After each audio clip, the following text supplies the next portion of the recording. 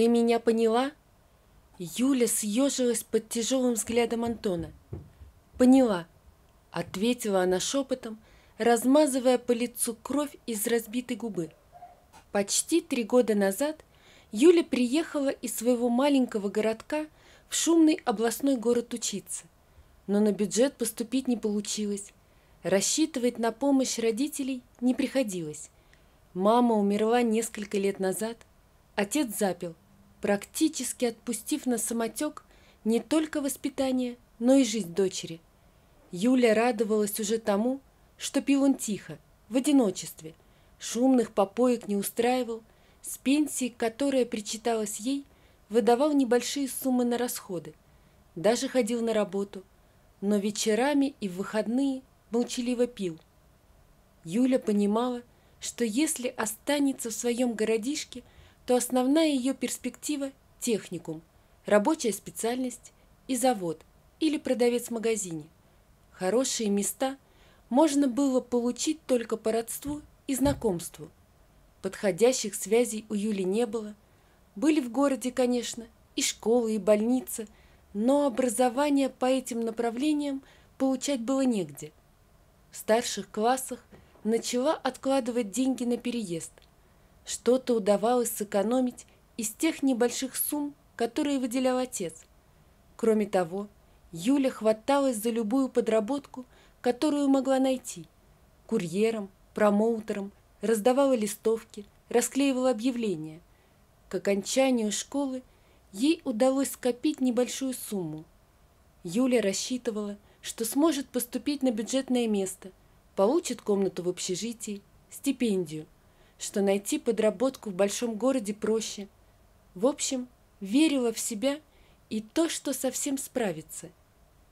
Но все оказалось не так просто. С поступлением не сложилось, соответственно, на место в общежитии рассчитывать не приходилось. По приезду Юля сняла дешевую комнату в коммуналке, думала на время, но теперь пришлось остаться здесь. В соседях оказались запойные супруги-алкоголики, которые во время каждой пьянки громко выясняли отношения между собой, иногда даже круша остатки мебели. Хотя в периоды просветления Анна, так звали жену, с опухшим лицом, а иногда и с фингалом под глазом, кошеварила на общей кухне, неизменно выпекая капустный пирог и стараясь угостить соседей, приговаривая: «Уж вы на название держите, Васенька мой, как выпьет лишнего, так сам не свой». Сам же Василий между запоями работал то грузчиком, то сторожем, то дворником и вел себя тихо и незаметно. Еще одну комнату занимали приезжие строители в неизвестном количестве. Для Юли все они были на одно лицо, поэтому она никак не могла сообразить, сколько их все-таки человек.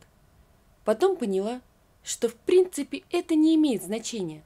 Главное, что в отличие от алкоголиков были почти всегда незаметны. Работяги уходили ранним утром и возвращались поздно вечером. Быстро, практически не переговариваясь, ужинали и скрывались в комнате. Если получилось так, что Юля заходила на общую кухню во время их ужина, соседи, национальность которых Юле неудобно было спрашивать, с неизменными улыбками предлагали и ей угоститься с общего стола. Юля улыбалась в ответ, но вежливо отказывалась. Третью комнату занимал Александр Петрович, тихий, задумчивый старик. Эта квартира принадлежала его сыну, которого совершенно не смущало, с кем приходится соседствовать престарелому отцу. Сын сдавал комнаты всем без разбора, лишь бы не простаивали и приносили прибыль. Сам Александр Петрович себя хозяином не позиционировал, с соседями не конфликтовал, со своими замечаниями в чужую жизнь не лез. По счастливой случайности Юле удалось устроиться официанткой в один из дорогих ресторанов. Как оказалось, на такое место тоже не так просто попасть.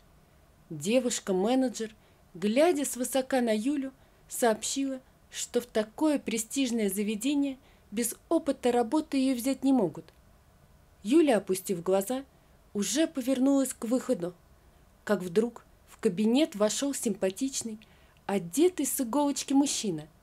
Смерив Юлю с ног до головы, быстрым взглядом сказал заносчивой девушке-менеджеру: «С завтрашнего дня пусть выходит на обучение, поднатаскайте и через 3 дня выпускайте в зал». Девушка коротко кивнула. Так Юля устроилась на работу и первый раз увидела Антона Сергеевича, владельца ресторана. Дома за чашкой чая часто разговаривала с соседом. «Ну, как на работе? Справляешься?» Участливо интересовался Александр Петрович, подливая Юле горячего чая и пододвинув тарелку с бутербродами. Такие обеденные посиделки вошли у них в привычку. Юля часто возвращалась домой под утро и отсыпалась почти до обеда, а к 4 вечера снова шла на работу. Для нее это был завтрак. С Александром Петровичем они подружились как-то сразу. Одной долгое время не хватало заботы со стороны взрослых, другому некуда было растрачивать заботу.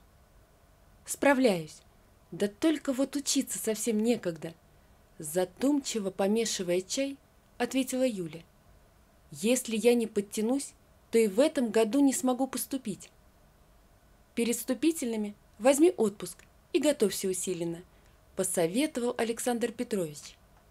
«Может быть, так и поступлю», улыбнувшись, ответила Юля. «Спасибо за чай, Александр Петрович. Пора бежать». «Беги, беги, деточка, кружку оставь, сам вымою». Заботливо провожал Юлю старик, думая про себя, что во время его молодости все было проще. Юля работала в ресторане уже несколько месяцев, когда ее вызвали в кабинет к Антону Сергеевичу. Он вежливо осведомился, все ли устраивает Юлю в работе, довольна ли она графиком, зарплатой и прочими условиями.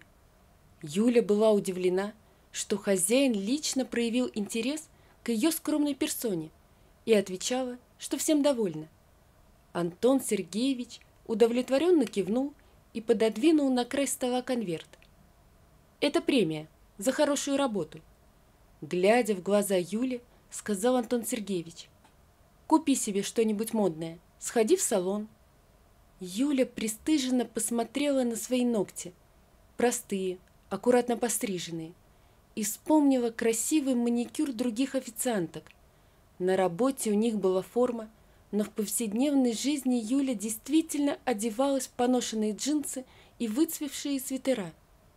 «Спасибо», — робко поблагодарила Юля. «Не за что. Если подружимся и дальше, то с премиями проблем не будет», все так же, глядя в глаза Юли, ответил Антон Сергеевич. «Юлька, да он же тебя клеит!»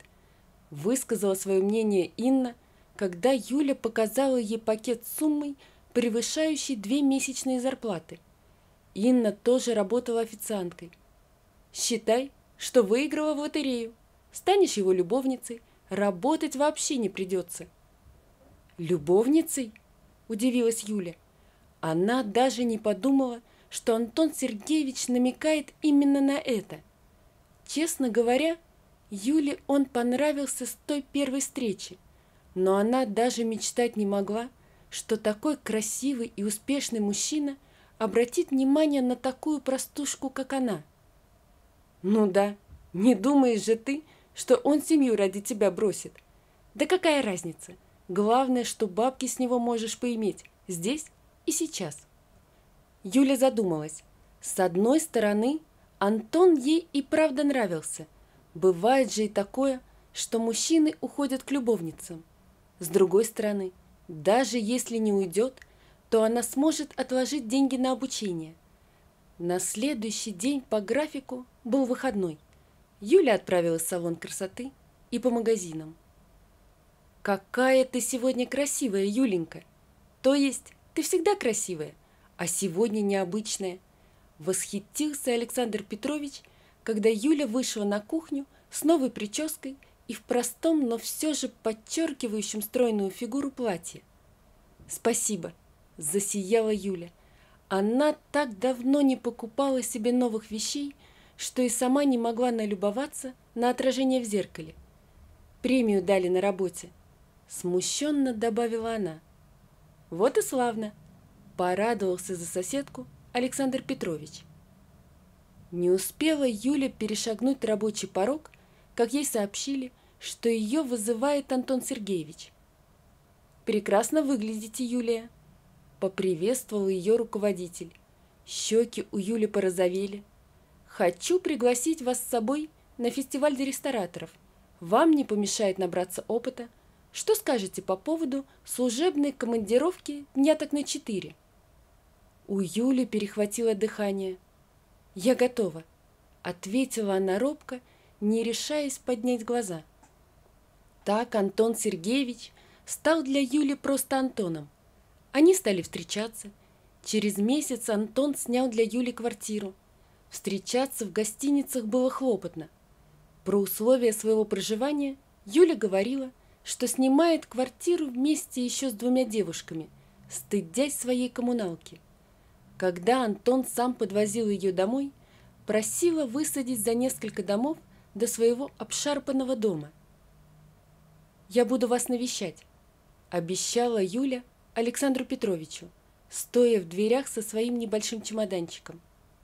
«Навещай, не забывай», — с грустью отвечал Александр Петрович, понимая, что у молодой девушки вряд ли найдется время на старика. Еще через месяц Антон решил, что Юле больше не стоит работать в ресторане, потому что ему надоело подстраиваться под смены любовницы. При этом деньги он привозил регулярно. Юля радовалась, но тратить все только на шопинг и салоны красоты не спешила, старалась отложить. Когда Антон узнал об этом, он разозлился. В его планы совершенно не входило, что Юля будет учиться, и ему придется подстраиваться под расписание лекций и экзаменов.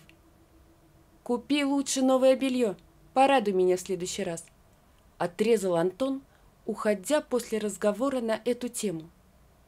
Юля поняла, что каким бы внимательным и заботливым ни старался казаться Антон, она для него всего лишь игрушка, и он бросит ее, как только она надоест.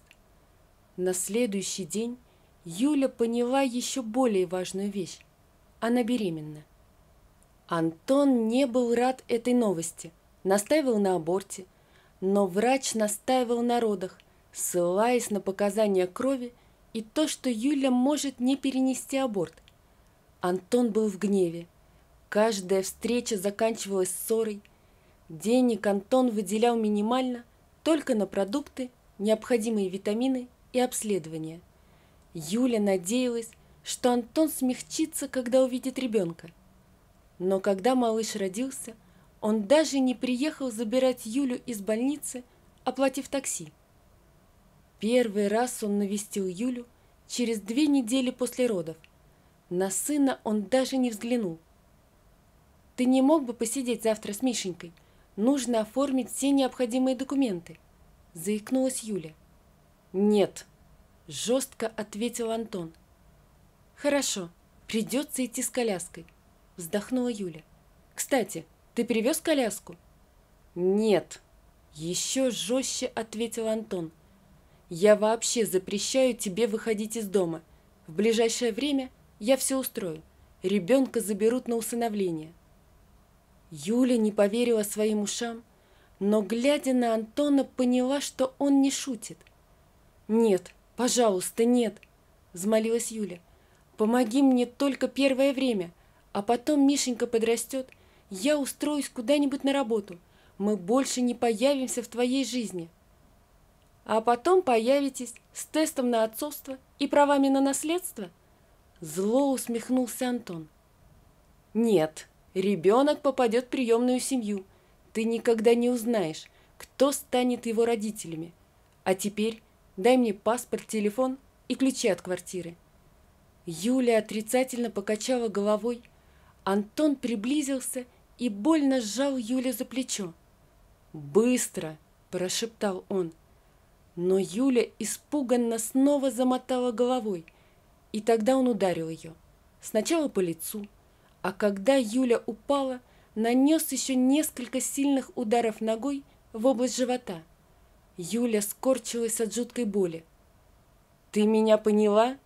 Антон надвис над ней. «Поняла», — ответила она шепотом, размазывая по лицу кровь из разбитой губы. Антон достал из Юлиной сумочки паспорт, сунул в карман ее телефон и, взяв с полки ключи от квартиры, закрыл за собой дверь. Юля услышала, как ключ дважды повернулся в замочной скважине, а потом, как заплакал Мишенька. Скрипя зубами, она встала с пола и побрела в комнату малыша. Медлить было нельзя.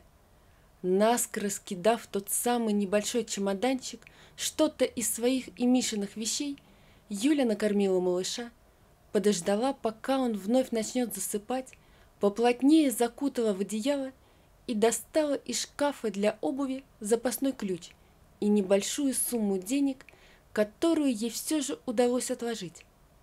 Был поздний зимний вечер. Ветер бросал в лицо охапки колючего снега. Юля поспешила к дороге. Без телефона она не могла вызвать такси и рассчитывала, что поймает машину, если будет голосовать. Но никто не останавливался. Юля брела вдоль дороги, одной рукой прижимая к себе теплый сверток, второй таща застревающий в снегу чемодан. Периодически она останавливалась и махала рукой проезжающим машинам. Наконец-то одна из машин притормозила. «На вокзал?» – спросил водитель, убирая в багажник Юлин чемодан. «Нет», – ответила Юля и назвала адрес своей коммуналки. Всю дорогу она как молитву повторяла про себя, лишь бы Александр Петрович еще был там. За все это время она, к своему стыду, ни разу не навестила старика, а теперь поняла, что кроме него в этом городе ей некому идти. «Юля?» Александр Петрович изумленно развел руками. «Ночь на дворе. Что случилось?» Мы...» И Юля разрыдалась, не в силах больше сдерживать эмоции. «Да ты проходи, проходи, Юленька. Растерялся я что-то. На пороге тебя держу. А что это у тебя? Давай возьму, пока раздеваешься». Александр Петрович указал на сверток в Юлиных руках. Юля откинула одеяльце с лица малыша. Мишенька сморщился, видимо, от яркого света лампы, и захныкал. Александр Петрович охнул и аккуратно принял сверток с малышом из Юлиных рук. «В полицию идти боюсь без документов. Да и по рождению Мишеньки все бумаги оформить нужно. В поликлинику на учет стать. Не знаю, как и быть мне сейчас». Закончила свой рассказ Юля. Они, как когда-то, сидели на кухне и пили чай. Мишенька, уже освобожденный от одеяла, спокойно лежал на руках Александра Петровича и водил глазками по сторонам. «Ничего, ничего, справимся совсем потихоньку», успокаивал Александр Петрович, глядя на малыша. «Останешься пока у нас. Главное, что Антон твой не знает, где тебя искать. Да и если найдет, в обиду не дам». «Батюшки, какие гости!» Раздался вдруг знакомый Юле голос. Это Анна вошла на кухню. К Юлиному удивлению, она выглядела свежее и аккуратнее, чем обычно. «А я думаю, кто это не спит? Ох, а это что за прелесть!» Сплеснула руками Анна, заметив Мишеньку. «Ночь на дворе, ребятенку давно спать пора. Дай-ка я укачаю». «Ты не переживай, Юленька, не уроню. Я не пью теперь, больше года уж. И Васенька мой тоже закодировался», тараторила Анна, протягивая к малышу руки. Юля кивнула в знак согласия. Анна с трепетностью взяла на руки Мишеньку, начала баюкать и петь вполголоса колыбельную. «Да, у нас теперь тут тихо, почти уютно», подтвердил Александр Петрович. Анна с Василием за ум взялись. В одной комнате теперь тоже студент живет. Мальчишка, приезжий, спокойный, вежливый, на юриста учится. А твою бывшую комнату как раз вчера освободили. 2 командировочных жили, съехали. Так что располагайтесь, а с оплатой я сам с сыном решу. Дядь Саша, ты пока постельное чистое Юленьке выдай, ночь переспят, а завтра я с уборкой помогу. Деткам чистота нужна, шептала Анна, так как Мишенька у нее на руках засыпал. Спасибо вам, прошептала Юля. Она смотрела на этих простых добрых людей, и сердце ее переполняла искренняя благодарность. Александр Петрович, принимайте гостей. Весело позвал Константин вместе с женой Юлей, 2 сыновьями и большим пакетом из супермаркета, втискиваясь в узкую прихожую. С того вечера на кухне прошло почти 10 лет. Константин был тем самым студентом, занимающим одну из комнат. Дружные соседи не оставили Юлю в беде. Удалось восстановить и Юлины документы, и оформить все необходимые документы на Мишеньку. В графе отцовства стоял прочерк. Александр Петрович, как заправский дедушка, нянчил Мишеньку, когда тот немного подрос, чтоб Юля могла найти подработку. Мечту об учебе пришлось еще отложить. Костя и Юля полюбили друг друга. Им не страшно было начинать жизнь с нуля, с дешевой коммуналки. Костя закончил учебу, устроился на работу. Юля поступила на заочное. Училась и работала, чтобы помогать Косте. Когда Костю повысили, приняли решение взять квартиру в ипотеку. А когда Миша пошел в школу, у него родился братик, Никитка. Дружная семья не забывала своих прежних соседей, которые стали для них родными. Частенько навещали Александра Петровича, который уже начал сдавать, и Анну с Василием, которые по-прежнему не пили, и хотя могли уже снять квартиру, но не переезжали, говоря, что так привычнее. И каждый раз Юля думала, какое счастье, что судьба свела ее с этими людьми. Вот такая история, друзья. Напишите, пожалуйста, что вы думаете об этой истории. Не забудьте подписаться на канал и поставить лайк.